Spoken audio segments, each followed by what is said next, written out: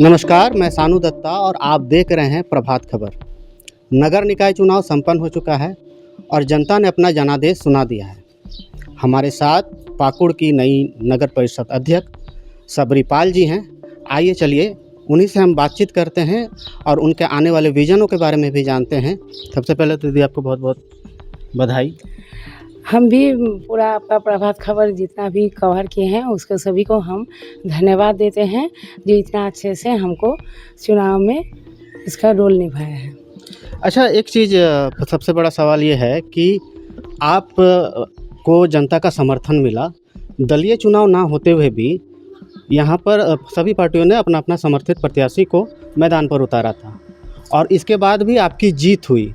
तो आप इसको किस तरीके से, जब चुनाव लड़ रहे थे तो किस तरीके से चुनौती का सामना करना पड़ा और इसे किस तरीके से पार पाया? देखिए, ये तो एक दलीय आधार पर चुनाव नहीं हुआ, फिर भी हम निर्दलीय हुए लड़े क्योंकि जनता हमको बोले थे जो आप लड़िए, जनता हमको समर्थन दिए थे और मेरा एक अग्नि परीक्षा था जो हमको इसको पार करना है, तो इसलिए जनता भी हमको सपोर्ट किए और जनता के अभी तक जब से नॉमिनेशन फाइल किए थे तभी से लेके जो रिज़ल्ट तक जनता मेरे साथ है और आगे भी जनता मेरे साथ रहेंगे।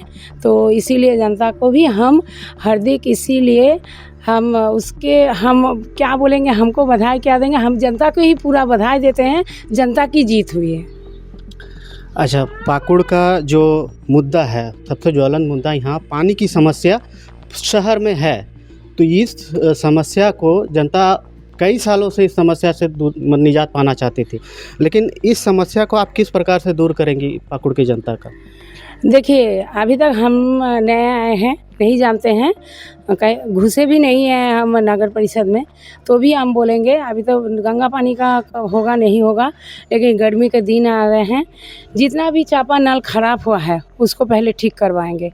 और दूसरा, जिस वार्ड में बोरिंग नहीं है, बोरिंग का व्यवस्था करें, डीप बोरिंग का व्यवस्था करके हम पाइपलाइन बिछा के उसको व्यवस्था करेंगे, जाते वो पानी ठीक से पहुँचे और 2 टाइम पानी पहुँच जाए घर घर।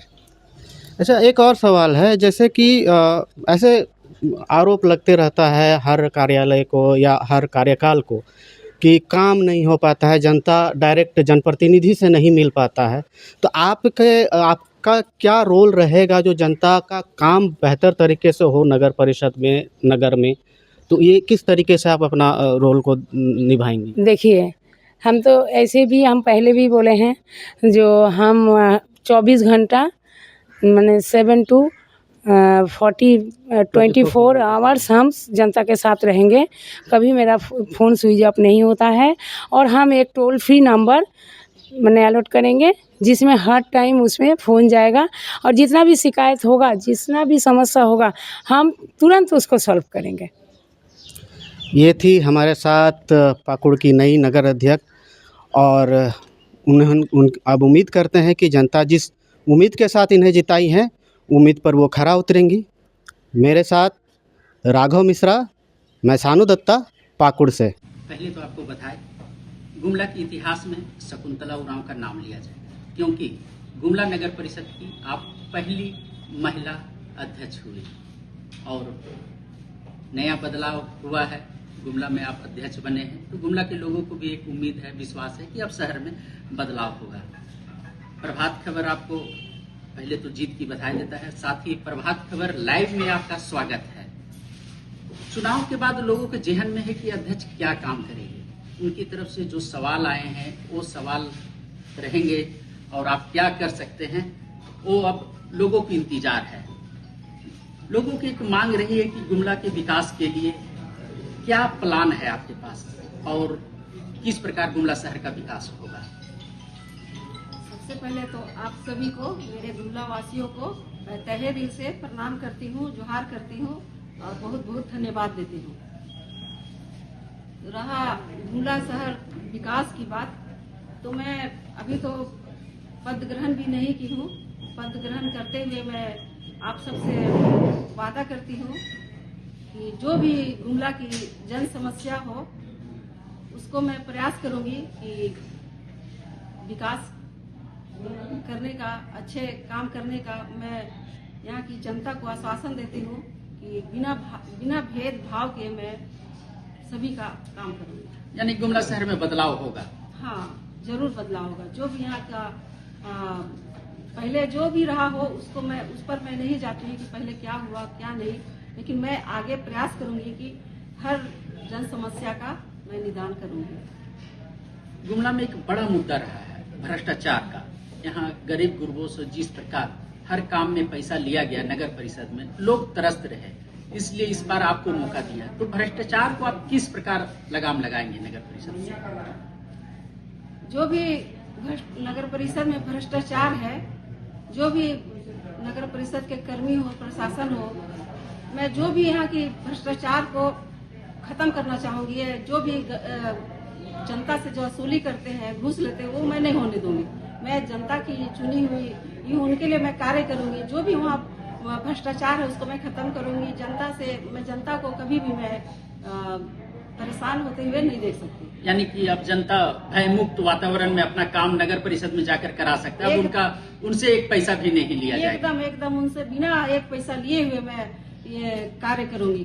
जो भी पैसा लेते हुए पकड़े जाएंगे उनको मैं कार्रवाई करूंगी। एक समस्या और है, गुमला शहर में जाम लगती है, लोग परेशान रहते हैं, आए दिन हल्ला भी होता है कि जाम से कम मुक्ति मिलेगी। तो आप अध्यक्ष हैं, गुमला शहर को जाम मुक्त बनाने के लिए क्या पहल करेंगे? देखिए, गुमला शहर की जो भीड़ भाड़ ये समस्या है, जो ट्रैफिक का, ये जाम का, ये तो हम लोग सभी जान रहे हैं कि हाँ ट्रैफिक है। सभी को हमारे जनता को, हम सबको बहुत ही दिक्कत होता है, दिक्कत का सामना करना पड़ता है हम लोग को। तो मैं चाहूंगी कि सबसे पहले तो हमारा बाईपास बन रहा है, उसको जल्द से जल्द हम ये उन लोग से ये बोलेंगे कि इनको पूरा कराने का मैं प्रार्थना करूंगी कि जल्दी से जल्दी वो काम पूरा हो और ये हमारा शहर का ये जाम है वो मुक्त हो। यानी कि उम्मीद किया जा सकता है कि इस साल 2026 के अंत तक गुमला शहर जाम मुक्त होगा और बाईपास चालू हो जाएगा। एकदम मैं कोशिश करूंगी कि बाईपास को जल्द से जल्द चालू करवाने की कोशिश करूंगी, मांग करूंगी कि जल्द से जल्द वो शुरू हो और हमारा गुमला जाम मुक्त हो। एक समस्या और है शहर की समस्या, जसपुर रोड बंगाली क्लब जो नेशनल हाईवे में है, वहाँ पर नगर प्रशासक द्वारा 7-8 माह पहले गड्ढा करके छोड़ दिया गया, जिससे आए दिन वहाँ हादसे हो रहे हैं। लोग लंबे समय से मांग कर रहे हैं कि उन गड्ढों को भर दिया जाए। क्या वो गड्ढे भरे जाएंगे या इसी प्रकार रहेंगे? देखिए, ये तो सच्चाई है कि वहाँ 6 महीना पूर्व से ही ये पता नहीं क्या कार्य करने के लिए हमारा नगर परिषद प्रशासन ये गड्ढा करवाए हैं। इससे आम जनता को बहुत ही तकलीफ हो रही है। आए दिन वहाँ हादसे होते रहते हैं। तो मैं चाहूंगी कि उनका क्या है वो मैं जानना चाहूंगी कि आपका क्या ये था बनाने का। तब तक मैं ये आश्वासन देती हूँ उसको कम से कम हम जल्द से जल्द उसको भरने का कोशिश करेंगे, ताकि कोई भी वहाँ दुर्घटना ना हो, जनता को परेशानी ना हो, और उसको मैं ये करने का भरवाने का बहुत जल्द प्रयास करूंगी। यानी आने वाले 2-3 महीने में वो गड्ढे भरे जाएंगे। हाँ, एकदम उसको मैं जल्दी से जल्दी उसको करवाएंगे काम। शहर में एक समस्या है जो गंभीर समस्या मानी जाती है, वो है जल संकट। कई ऐसे इलाके हैं जो ड्राई जोन है, जहाँ पानी की कोई व्यवस्था, ना कुआं है ना चापानल है, जो भी व्यवस्था सप्लाई पानी है। अगर 2 दिन सप्लाई पानी बंद हो जाए तो वहाँ पास जल संकट गहराता है और हाहाकार मच जाता है। इसका समाधान कैसे करेंगे? हाँ, ये तो हम सबकी समस्या है, यहाँ की जनता की। जैसे सरना टोली हुआ, इधर शांति नगर हुआ, बहुत सारा ऐसे ड्राई जोन है। हम वोट मांगने का और मैं गए बताए, हमारे सभी भाई बहन, हमारे जनता बताई कि हाँ इस पानी का समस्या है। तो मैं कोशिश करूंगी कि जल्द से जल्द उसको जो 2 फेस होता है उसको हम लोग ये करेंगे, मतलब जल्दी से जल्दी पानी का जो भी दिक्कत है उसको कम करने का कोशिश करेंगे। और अगर जल्दी ये नहीं होता है तो मैं टैंकर से सप्लाई करवाऊंगी सभी तरफ पानी का, लेकिन जनता को तकलीफ नहीं होने देंगे। यानी कि जो जलापूर्ति योजना फेज 2 है, हाँ, उस पर जल्द काम होगा, जल्दी काम होगा, जिससे जो जल संकट शहर का है उसका समाधान हो सके। हाँ, एक समस्या और है साफ सफाई की।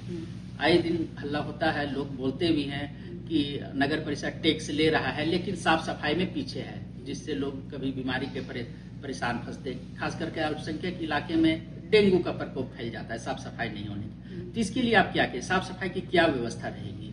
देखिए, सर सफाई तो डेली मैं रोज करवाऊंगी, प्रतिदिन होगा सर सफाई, तभी तो मेरा गुमला स्वच्छ और सुंदर दिखेगा। अल्पसंख्यक के क्षेत्र में भी या पूरे शहर को मैं स्वच्छ और सुंदर बनाना चाहूंगी। इसके लिए डेली सफाई, प्रतिदिन मैं सफाई करवाऊंगी इसको। कई मोहल्ले ऐसे हैं जहां रोड नाली की समस्या है। लोग बरसात में कई ऐसे अल्पसंख्यक बस्ती भी है जो टापू बन जाते हैं, उसका समाधान कैसे होगा? रोड नाली कब तक बन जाए तो लोगों को टापू में रहने से निजात मिले, खास करके बरसात के समय में?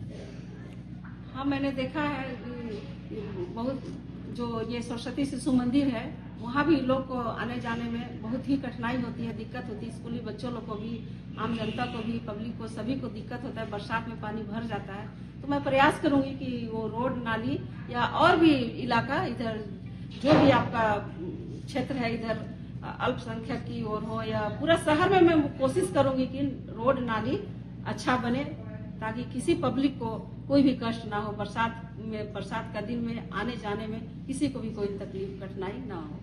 यानी कि अल्पसंख्यक मोहल्लों के अलावे जो डीएसपी रोड जो जल जमा हो जाता है, हाँ। लगता है कि आपके कार्यकाल में उसका समाधान होगा। हाँ, एकदम डीएसपी रोड, सरस्वती शिशु मंदिर का जो रोड है, ये सबको मैं जल्द से जल्द इसको बनवाने का प्रयास करूँगी। जैसा कि आप सुन रहे हैं, हमारे गुमला की नई महिला अध्यक्ष हैं जो गुमला में एक इतिहास बनाई है, पहला महिला अध्यक्ष, और यह प्रभात खबर से पहली बात महिला अध्यक्ष के तौर पर हुई है। और देखना है कि अब गुमला शहर में किस प्रकार बदलाव आता है और शहर का विकास आता है। लोगों को इनसे काफी उम्मीदें हैं, निश्चित रूप से गुमला में बदलाव देखने को मिलेगा। आपको धन्यवाद, बहुत बहुत धन्यवाद। कोई नया नहीं है, बराबर पब्लिक को बेवकूफ़ बनाया जाता है। यहाँ बिल बनाने के लिए मोटर जलाया जाता है, बिजली को उड़ाया जाता है, और पानी कम उठाना पड़े, उसका केमिकल बचे, बहुत सारे खर्च हैं, तो उसका भी यहाँ बचाव का यहाँ रास्ता रखा गया है। तो ये कृत्रिम समस्या है जो माने इसको बनाई जाती है। ये बराबर ऐसा है, जब आपकी मोटर जलती है या कोई लाइट की प्रॉब्लम है तो आप उसका वैकल्पिक व्यवस्था क्या रखें? सरकार आपके पास सफिशिएंट पैसा दे रहा है, सरकार की कोई कमी नहीं, लेकिन सरकार को बदनाम कराने के लिए आप किस दल से मिले हुए हैं यह भी जानना पड़ेगा। ऐसे पदाधिकारी अपनी हरकतों से बाज आएं, और आने वाली गर्मी के लिए केवल सरायकेला जिला ही नहीं, सरायकेला नगर पंचायत ही नहीं, पूरे ज़िले में जो पिछले साल रीडिंग में जो लोग जान से उनका खिलवाड़ इन्होंने किया था, वहाँ पेयजल नहीं था, आप लोग भी कवर करने गए थे, 2 आदिवासी की मौत हुई थी।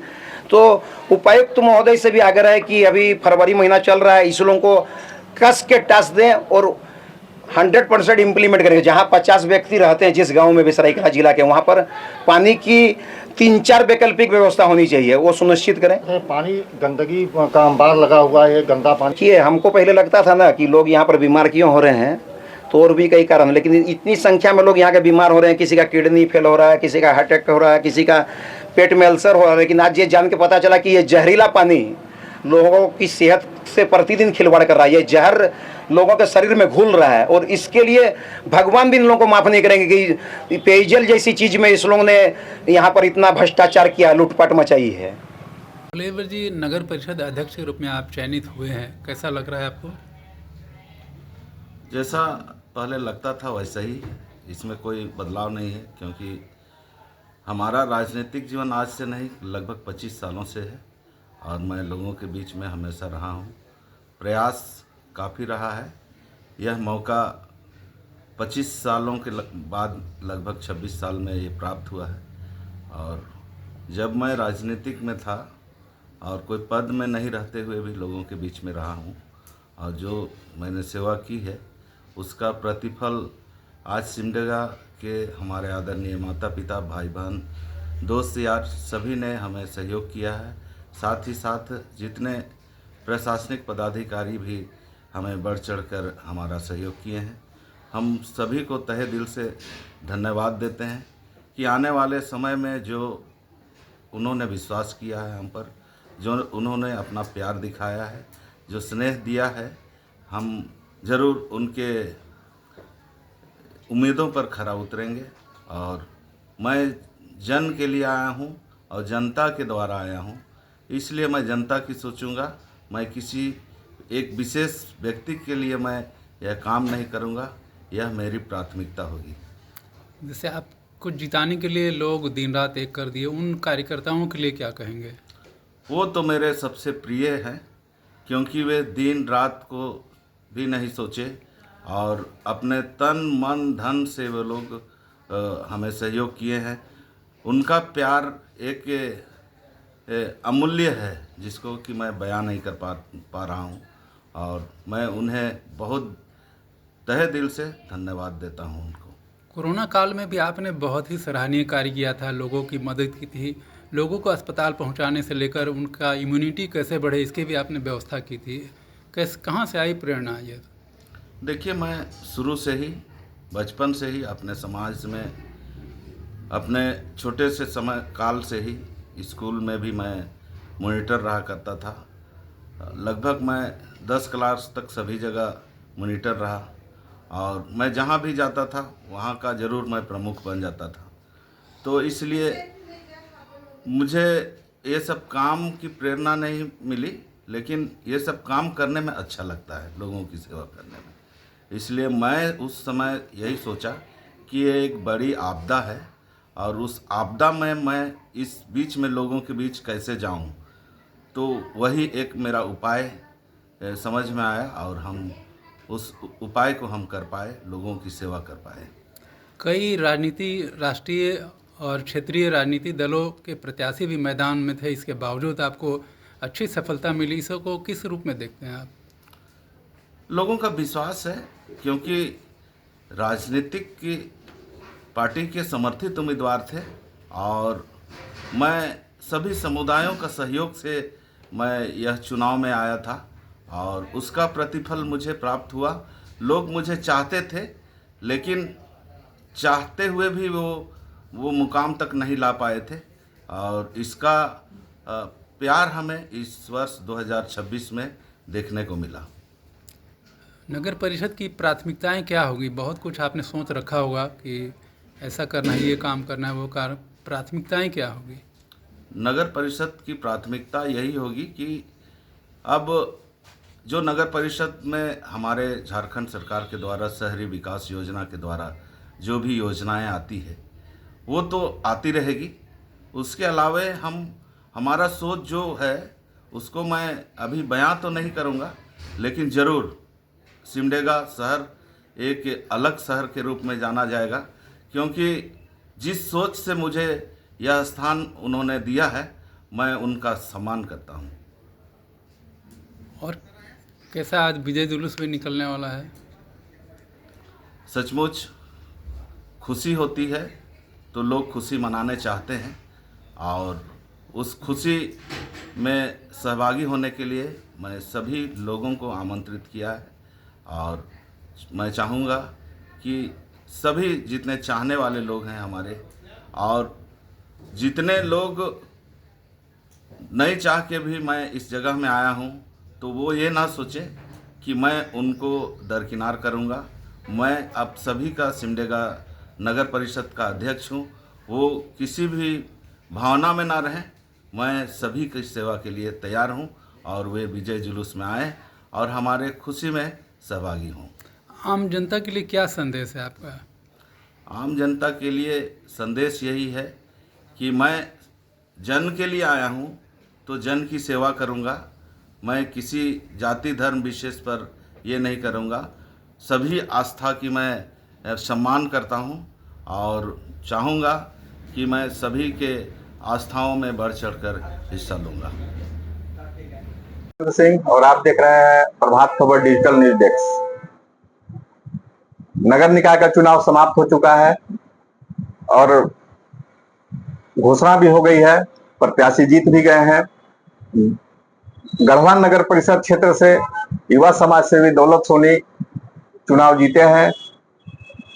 इन्होंने निर्दलीय चुनाव जीता है, किसी भी राजनीतिक दल का समर्थन इनको नहीं मिला था, और पिछले 5-6 साल से लगातार गढ़वा नगर परिषद क्षेत्र में लोगों की सेवा करते रहे थे। और आज हम बात करेंगे दौलत सोनी जी से। तो सबसे पहले तो आपका स्वागत है, बहुत बहुत धन्यवाद। और आप बताइए कि आप जो चुनाव जीते, तो क्या विजन होगा गढ़वा नगर परिषद क्षेत्र का? पहले तो चुनाव गढ़वा की देवतुल्य जनता जीती है। मेरा जो सहयोग आशीर्वाद उन्होंने दिया है उसके लिए मैं उनका आभार व्यक्त करता हूँ। और मेरा मैनिफेस्टो में बहुत सारा प्लान है। और गढ़वा नगर परिषद का लगभग 18 साल हो गया था, लेकिन हम लोग जो मूलभूत व्यवस्था से वंचित थे उस चीजों पे हम लोगों का एक टारगेट बना करके उस चीजों को काम करना है। जैसे हमारा आज नदी को जो कूड़ादान बनाया गया है, उस कूड़ादान को जो है नदी का रूप कैसे दिलाया जाए, जो उस पर काम करना है। सरसदिया नदी आज नाला के रूप में ले लिया है, उसकी सफाई करना है। हमारे यहाँ पार्किंग जोन नहीं है, हम कहाँ पार्किंग जोन दे। जो हमारे गढ़वा मेरा नगर से लोग आते हैं परचेजिंग करने, रंका से आते हैं, तो लोगों का जो पार्किंग जोन की वजह से हमारे लोग यहाँ से दूर चले जाते हैं। कोई रांची जाता है, कोई बनारस जाता है, तो उन लोगों के लिए एक पार्किंग जोन होना चाहिए जिससे मेरा व्यवसाय भी प्रभावित नहीं हो। यहाँ की व्यवसाय की मूल मैंने इनकम का स्रोत है। तो वैसे लोगों के लिए, फिर हमारे किसान भाइयों के लिए जो एक सिंगल टोकरी पे आते हैं उनके लिए कोई टैक्स नहीं लगेगा। उसका जो हम लोग लेकर के आए हैं, उस लोगों के बीच वादा करके आए हैं, उसको हम लोग निश्चित रूप से उसका शपथ ग्रहण के बाद उस पर हम लोग अपना फाइल मंगा करके लाइन अप करेंगे। और बहुत सारा चीज है अभी तो, चूंकि मैनिफेस्टो में बहुत सारा चीज हम लोगों ने देखा है, तो उस पर हम लोग काम करेंगे विशेष रूप से। गढ़वा की जनता ने आप पर भरोसा जताया है। बहुत सारे दिग्गज थे चुनाव के मैदान में, और झारखंड मुक्ति मोर्चा के समर्थित प्रत्याशी थे जो पिछले 10-12 साल से अध्यक्ष थे। भारतीय जनता पार्टी के बड़े बड़े दिग्गज नेता गढ़वा में आए, इसके बाद भी लोगों का स्नेह और अपार समर्थन आपको मिला। तो गढ़वा नगर वासियों के लिए क्या प्राथमिकता होगी, पहली प्राथमिकता क्या होगी? मेरा पहला चीज है, हम पहले ही बोले हैं कि यहाँ की एक एक देवतुल्य जनता चुनाव लड़ी है। और यहाँ 34,500 हमारा मतदान था, जिसमें 23,000 के आसपास पोलिंग हुआ, और हमको 7201 मत दे करके लोगों ने प्रचंड जीत को जो है वो तो कभी बोल देते वो समर्पित है हमारे यहाँ की देवतुल्य जनता की।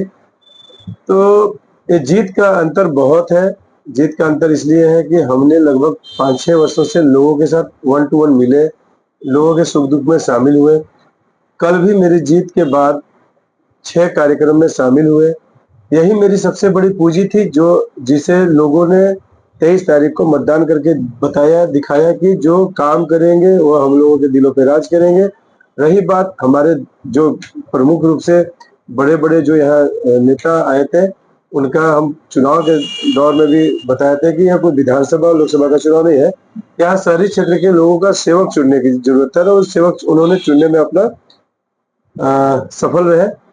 क्योंकि आप देखिए, हम बोल रहे हैं कि हस्ती उतरे जरूर, वो हमारे मेहमान के रूप में थे। उनकी मेहमानीगिरी बहुत अच्छी से यहाँ की गढ़वा के जनता ने किया, पार्टी के लोग उनके किए, और लोग जान रहे थे कि जो बाहर से जो बड़े लोग आएंगे वो हमारे लिए घंटे 2 घंटे के मेहमान के रूप में रहेंगे, लेकिन उनको चुनना था 5 वर्षों का सेवक, और उन्होंने एकदम बखूबी उसमें अपना मोहर लगा करके मुझे लाया। गढ़वा नगर परिषद के गठन का 18 साल लगभग हो चुका है।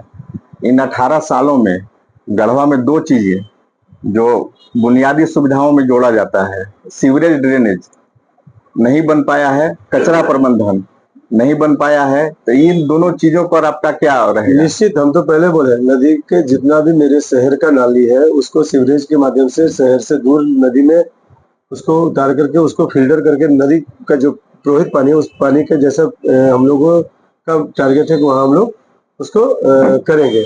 और चूंकि हमारे यहाँ छठ माह पर बहुत बड़े पैमाने से लोग करते हैं, वहाँ पर छठ पूजा में, तो वो आपको 2 सालों में दिखेगा। रहा डंपिंग यार्ड का मामला, बहुत जल्दी आउट करेंगे, क्योंकि जहाँ डंपिंग यार्ड बना है अभी उस पर हम कोई कटाक्ष नहीं करेंगे, वहाँ विवादित चीज है। और शहर से 15 किलोमीटर दूर पे कचरा डंपिंग करना है, और ये हमारी दूरी मात्र 2 किलोमीटर की है।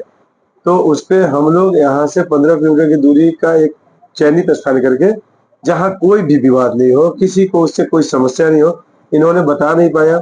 आप यहाँ से अंबिकापुर जाइए, रिसाइकलिंग जो कचरा होता है वो लगभग हमको लगता है 2-2, 3-3 वार्ड करके वैसे कचरा को रिसाइकलिंग करते हैं, लोगों को कोई समस्या नहीं होता है। और नदी भी जो कचरा करने का इन लोगों ने बनाया, तेनार खत्म कर दिए, इधर खत्म कर दिए। आप एक स्थान को एक ही बार में 4 डिसमिल, 5 डिसमिल, 6 डिसमिल में आप करते रहते, तो वही रिसाइकलिंग मशीन में उठाते, तो ये जो कचरे का अंबार है नहीं लगा। मेरा कहना है अभी बहुत सारा पैसा लगा करके जो कचरा फेंकने का बात आया था, उसमें भी मुझे लगता है कि 30 से 40% कचरा रह गया था। उस पे लोगों को काम करना चाहिए। जो वादा जो उन्होंने काम टेंडर जिसको दिए थे, शायद उससे वो काम नहीं करा पाए।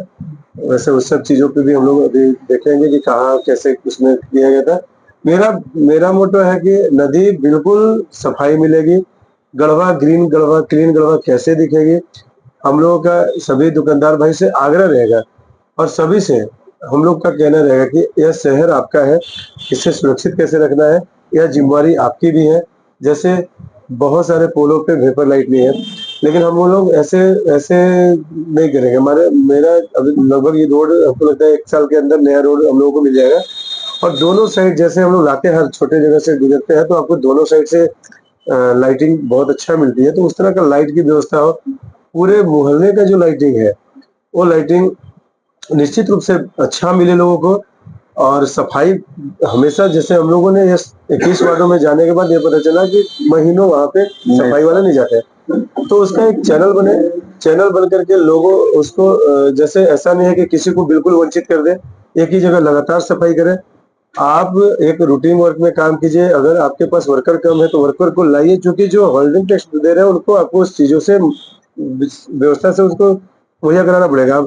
अब उनका जो है, हम तो क्योंकि अपने भाषण में भी बोलते थे कि आप अगर ट्रेन में चल रहे हैं, एक ही ट्रेन है जिसमें जनरल सीट होता है, स्लीपर और एसी, जो जितना बजट का टिकट कटवाता है उस बजट का उसको लाभ मिलता है। अब जिसको आप रोड नहीं दिए, नाली नहीं दिया, उस पर होल्डिंग टैक्स लगाएंगे, तो हमको लगता है कि उस पर भी मुझे काम करना होगा एक पारदर्शी रूप से कि भाई हम आपको रोड नहीं दिए तो हमको उसका कुछ पैसा तो कंसिडर करना पड़ेगा, ताकि वो आदमी जानेगा कि हाँ, नगर परिषद से मुझे मतलब नाली नहीं मिला है, हमें वहां से सड़क नहीं मिला है, और नहीं भी मिला है उसे सुविधा उससे ज्यादा पैसा ले ले तो मतलब उस पर भी हम लोग काम करेंगे। देखते हैं उस पर कितना क्या हो पाएगा। देखिए, चुनाव जीतने के बाद कई चुनौतियां आपके सामने हैं, तो इस चुनौतियों से निपटने का क्या प्लान होगा आपके पास? अभी तक मेरे साथ जो यहाँ की जनता, हमारी जो देवतुल्य जनता है, उनका गाइडलाइन रहेगा। चुनौती कब होता है? जब आप अकेले होते हैं। मेरे साथ यहाँ की 34,500 जनता है। काम उनको कराना है, काम मुझे करना है, और काम हमको उनके मुताबिक करना है। यहाँ की एक एक लोगों का समस्या का समाधान मुझे निकलना है। तो हम यही जानते हैं कि आप मुझे बताएं कि भैया यहाँ नाली की समस्या है, वहाँ नाली बनेगी, तो चुनौती समाप्त हो गई। चुनौती इन लोग उस तरह से लिया ही नहीं। लोग काम करने के लिए अगर रहे ना तो हर काम आसान है, और नहीं करने वाले के लिए हर काम मुश्किल है और चुनौती है। तो चुनौती हम लोग अभी तक स्वीकार किए, आगे भी करेंगे, और मेरे साथ कोई समस्या नहीं आएगी, क्योंकि मेरा पब्लिकली देवतुल्य जनता से तालमेल बहुत अच्छा है। हम प्रशासनिक सेवा के लोगों का चापलूसी नहीं करके लोगों के बीच का काम कराने का काम करेंगे। हम जनता मेरी मेन मालिक है, और यह अध्यक्ष पद मुझे लोग दिए हैं तो मैं सेवक के रूप में इसको देख रहा हूँ, और निश्चित रूप से इस सेवक के साथ यहाँ के लोग खड़े होंगे और उस कुर्सी का लाभ सेवक उनको जरूर देगा। गढ़वा नगर परिषद क्षेत्र की जनता के लिए क्या संदेश होगा आपके तरफ से? मेरा सभी से एक आग्रह विनती निवेदन है देवतुल्य जनता से कि आपको अपने इस बेटे से, इस भाई से, इस सेवक से कभी भी कोई जरूरत है। अभी तो मैं आपके चैनल के माध्यम से बता रहा हूँ कि लगभग 3,500 फोन मेरे पास आ गया है। कुछ लोगों का फोन नहीं रिसीव कर पाया हूँ। मैं निश्चित रूप से एक एक लोगों को कॉल बैक करूंगा। मेरी व्यस्तता है, कहीं मीटिंग में, कहीं कुछ चीजों में अभी चला जा रहा हूँ। मैं जान रहा हूँ कि आपकी उत्साह पूर्वक आप मुझे फोन करके बधाई देना चाहते हैं, तो मैं सभी को कोटि कोटि धन्यवाद देता हूँ, और निश्चित रूप से आपको फोन कॉल बैक जाएगा। अभी जैसे मेरे पास भैया है या इंटरव्यू ले रहे हैं, अभी तक मेरे पास 50-55 फोन आ गया। तो ऐसा नहीं सोचना है कि मैं आपको फोन का इग्नोर कर रहा हूँ। आप मेरे मालिक हैं, और मालिक का फोन कोई इग्नोर नहीं करता है। और निश्चित रूप से मैं सारे लोगों को जवाब दूंगा, सारे लोगों को इधर से कॉल करूंगा। और मेरा एक संदेश है कि आपको एकदम जब भी कोई शिकायत हो, मेरे पर्सनल व्हाट्सएप पे आप मुझे मैसेज कर दीजिए। मैं बहुत जल्दी हेल्पलाइन एक नंबर भेजूंगा, और हर मोहल्ले में एक शिकायत बॉक्स लगाऊंगा, जो आप उस शिकायत बॉक्स का हर मंथ में निकाल करके उसकी व्यवस्था को देखूंगा। मेरा यही सबों से आग्रह है, अपील है, निवेदन है। और आप जो इस बेटे, इस भाई, इस सेवक को इतना प्रचंड जीत तो मैं सोचा भी नहीं था। आपने मुझे बहुत प्यारा आशीर्वाद दिया है और मैं आपको वादा कर रहा हूँ कि इस 5 वर्ष तो मेरा यह जो पद है उसके हिसाब से तो करूंगा ही करूंगा, उसके बाद भी अपने यह जीवन समर्पित कर दिया आप सबों के लिए। आप हमेशा अपने भाई को हमेशा याद कीजिए, यह खड़ा रहेगा आपकी सेवा के लिए। बहुत बहुत धन्यवाद। जय नारायण। मैं अभी हमारे कार्यालय में नवनिर्वाचित मेयर अरविंद कुमार राणा आए हुए हैं। हम अभी उनसे कुछ बधाई देते हैं उनको कि 5 साल शहर को सुंदर और स्वच्छ बनाएं। अभी उनसे कुछ जानना चाहते हैं कि 5 साल में वो क्या करेंगे और क्या शहर को सुंदर बनाएंगे।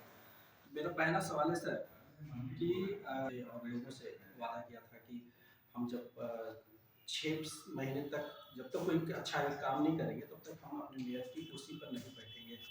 तो आपका पहला काम क्या होगा सर इन 6 महीने? देखिए, मेरे 19 बिंदु हैं।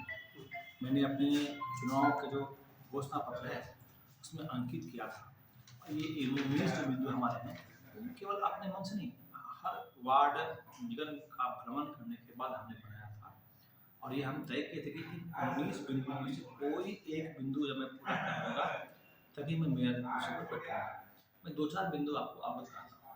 मैंने पहला बिंदु कहा था कि आज के बाद जब मैं मेयर बन जाऊँगा तो आप ऑनलाइन जो हमारी व्यवस्था है प्रमाण पत्र का, ऑनलाइन तो आप करेंगे, लेकिन हम प्रमाण पत्र आपके घर तक लेके जाएंगे। आपको हमारे कार्यालय नहीं आना पड़ेगा, ना कार्यालय आप आएंगे ना बाबू को आपको चक्कर लगाना पड़ेगा। निर्धारित समय में मेरा कार्यालय आपके घर तक प्रमाण पत्र लेके जाएगा। एक तो ये बता था। हम दूसरा कहा था कि हम जब भ्रमण करते हैं, मैं पत्रकार भी हूँ और मुझे यहाँ की समस्याओं से मैं अवगत हूँ, तो टैक्स खुद देता है, टैक्स कस्तूरी खाप देता है, टैक्स लाके देता है, लेकिन जो व्यवस्थाएं पटवारी में हैं, जो व्यवस्थाएं झंडा चौक में हैं, वो लाके कस्तूरी खाप में नहीं है। तो मेरा मानना है और मैं ये प्रयास करूँगा कि अगर हम आपको सेवा नहीं देंगे तो टैक्स भी नहीं लेंगे। अगर सेवा नहीं है तो हम टैक्स भी नहीं लेंगे। तो हम टैक्स की रिव्यू करने वाले हैं कि जो हमारे वैसे क्षेत्र जो पिछड़ा है उसको हम डेवलप करेंगे तो उसके हिसाब से आपको टैक्स देंगे, नहीं तो फिर हम रिव्यू करके टैक्स जो हम लेते हैं रेवेन्यू वो हम कम करेंगे।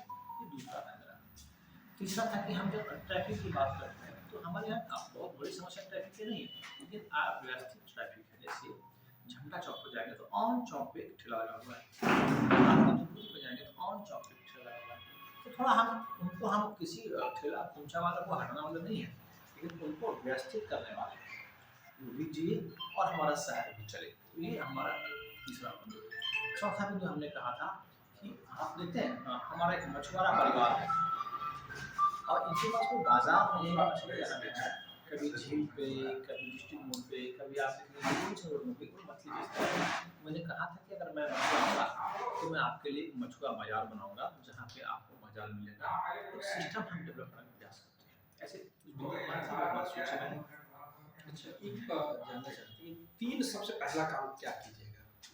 हमने तो अभी आपको जो पहले गिना दिया कि मैं प्रमाण पत्र आपके घर तक पहुँचाऊँगा, हम टैक्स की रिव्यू करेंगे और ट्रैफिक भी करेंगे। 3 मेरे प्रथम काम हैं। जो देखिए क्या है कि समस्या अवगत होने से मुझे इस बात का ध्यान रखना है कि क्या करना चाहिए।